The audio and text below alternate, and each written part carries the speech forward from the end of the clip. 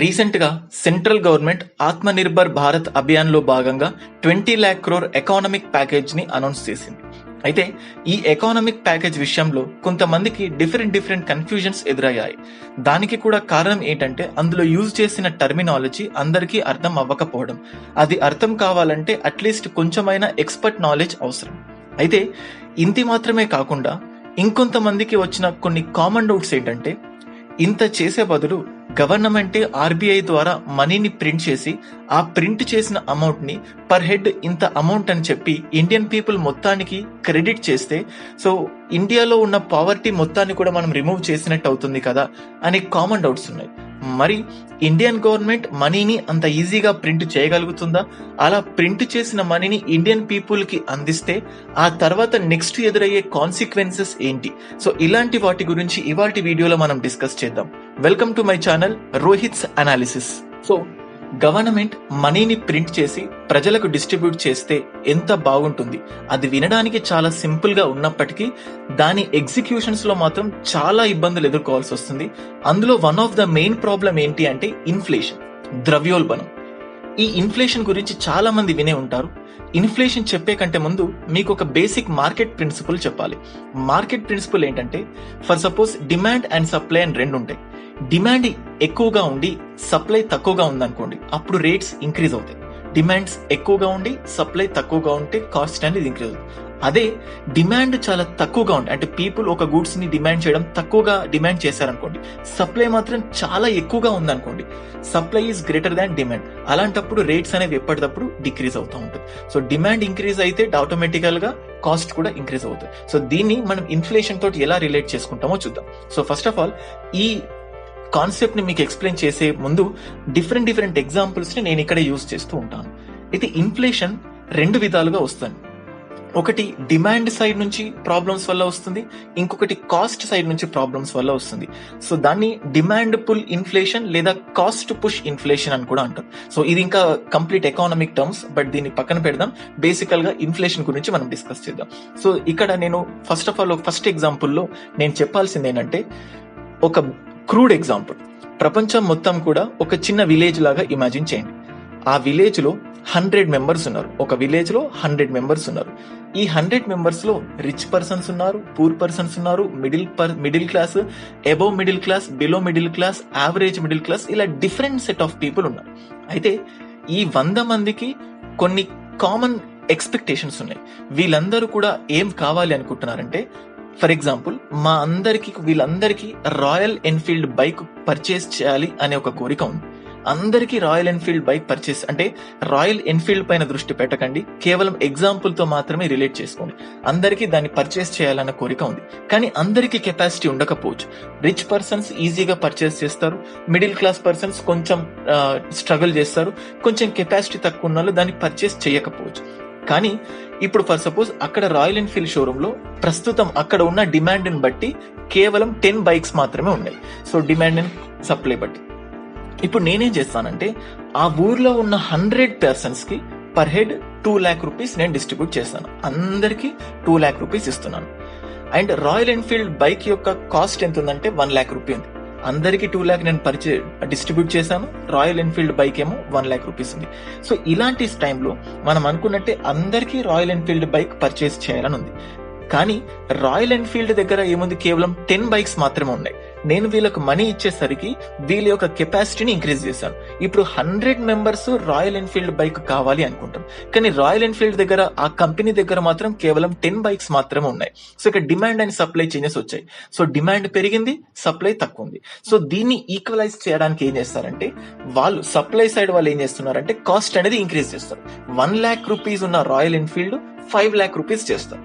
అంటే అప్పుడు ఏమవుతుంది, సేమ్ మనం 2 lakh rupees వీళ్ళకి డిస్ట్రిబ్యూట్ చేసినా కూడా రాయల్ ఎన్ఫీల్డ్ 5 lakhs అయిపోయేసరికి సేమ్ మళ్ళీ కొంతమంది మాత్రమే దాన్ని కొనగలుగుతారు. సో ఇలాగా అందరికీ మనీ అనేది ఈక్వల్ గా డిస్ట్రిబ్యూట్ చేస్తే సప్లై తక్కువ ఉన్నప్పుడు ఆటోమేటికల్ గా రేట్స్ అనేవి రైజ్ అవుతాయి. సో ఇప్పుడు ఇక్కడ రాయల్ ఎన్ఫీల్డ్ ప్లేస్ లో మీరు ఏం ఎగ్జాంపుల్ ఇమాజిన్ చేసుకోవచ్చు అంటే, ఫర్ సపోజ్ మన డైలీ నీడ్స్ ఉంటాయి, మిల్క్ గానీ, ఫుడ్ గానీ, బేసిక్ ఫెసిలిటీస్, క్లాత్స్ గానీ, లేకపోతే షెల్టర్ గానీ, ఇలాంటివి. ఇప్పుడు ఫర్ సపోజ్ ఏం చేస్తారంటే, జనరల్ గా కొంతమంది 3 రోజులకు ఒక మిల్క్ ప్యాకెట్ తాగొచ్చు ఒక ఫ్యామిలీ. వాళ్ళ ఫైనాన్షియల్ స్టేటస్ పట్టుకొని. కొంతమంది రోజుకు 2 పూటలు మాత్రమే ఫుడ్ తినొచ్చు. కొంతమంది తక్కువ కాస్ట్ స్లిప్పర్స్ వేసుకోవడం గానీ తక్కువ రెంట్లో ఉండొచ్చు. ఇప్పుడు వీళ్ళందరికీ నేను మనీ ఇస్తే 3 రోజులకు ఒక మిల్క్ ప్యాకెట్ తాగే వాళ్ళు కాస్త రోజుకు 2 మిల్క్ ప్యాకెట్లు తాగుతారు. అదే 2 పూటలు తినాల్సిన వాళ్ళు కాస్త కొంచెం న్యూట్రిషియస్ ఫుడ్ తీసుకుంటారు ఇంకాస్త. ఇది మంచిదే, కానీ వీళ్ళ డిమాండ్ పెరుగుతుంది. సో మిల్క్ డిమాండ్ ఆటోమేటికల్ గా పెరుగుతుంది. దానికి కారణం ఏంటి? మనం ఇక్కడ ఫ్రీగా వీళ్ళకు డబ్బులు ఇచ్చాం. సో ఆటోమేటికల్ గా మిల్క్ కాస్ట్ అనేది పెరుగుతుంది. ఇలా అన్ని ప్రొడక్ట్స్ కూడా ఆటోమేటికల్ గా వీళ్ళు మనీ ఇచ్చేసరికి వీళ్ళ ఎక్స్పెక్టేషన్స్ ఇంక్రీజ్ అవుతాయి. సో డైలీ యూస్ఫుల్ గూడ్స్ అనేవి పర్చేస్ చేస్తారు, దానివల్ల రేట్స్ అనేవి ఇంక్రీజ్ అవుతాయి. అయితే ఇంత డిస్ట్రిబ్యూట్ చేస్తే వేరే వాటిలో పెద్ద చేంజెస్ రావు. ఏసీ గానీ, రెఫ్రిజిరేటర్స్ గానీ ఇలాంటి వాటిలో తక్కువ, కానీ డైలీ నీడ్స్ లో మాత్రం ఇన్ఫ్లేషన్ అనేది ఈజీగా మనం చూస్తాం. ఈ ఇన్ఫ్లేషన్ కి ఇంకొక ఎగ్జాంపుల్ తో కూడా నేను మీకు చెప్తాను. For suppose Andhra Pradesh, Telangana. So before ఇవన్నీ కూడా 2 ఒకే స్టేట్ గా ఉన్నాయి. సో హైదరాబాద్ కి ఆంధ్రప్రదేశ్ పీపుల్ కి చాలా కనెక్షన్స్ ఉంటాయి. చాలా మంది ఇక్కడ ఎంప్లాయ్మెంట్స్ లో ఇన్వాల్వ్ అవుతూ ఉంటారు. అయితే సంక్రాంతి లాంటి ఫెస్టివల్స్ వచ్చినప్పుడు ఇక్కడున్న పీపుల్ మొత్తం కూడా వాళ్ళ యొక్క విలేజెస్, ఆంధ్రప్రదేశ్ లోని వాళ్ళ డెస్టినేషన్స్ కి వెళ్ళాలనుకుంటారు. అయితే హాలిడేస్ కాబట్టి దాదాపుగా అందరికి 1-2 రోజుల గ్యాప్ తో అందరికి సేమ్ హాలిడేస్ ఉంటాయి. అందరికీ వాళ్ళ ఊర్లకు వెళ్ళాలి అనే ఇంటెన్షన్ ఉంటుంది. అండ్ వాళ్ళ ఊరికి వెళ్లే ఖర్చు భరించే కెపాసిటీ కూడా అందరికీ ఉంటుంది. సో అందరికీ కెపాసిటీ ఉంది వాళ్ళ విలేజెస్ కి వెళ్ళడానికి. కానీ వీళ్ళను వాళ్ళ ఊర్లకు తీసుకెళ్లాలంటే ట్రాన్స్పోర్టేషన్ ఇంపార్టెంట్, బస్సెస్. సో అయితే బస్సు సప్లై అనేది తక్కువగా ఉంది, వెళ్ళాలనుకునే వాళ్ళ డిమాండ్ మాత్రం ఎక్కువ ఉంది. సో డిమాండ్ పెరిగింది, బస్ సప్లై మాత్రం చాలా తక్కువగా ఉంది. సో దీన్ని కంపెన్సేట్ చేయడానికి బస్ సర్వీసెస్ వాళ్ళు ఏం చేస్తారంటే రేట్స్ ఇంక్రీజ్ చేస్తారు.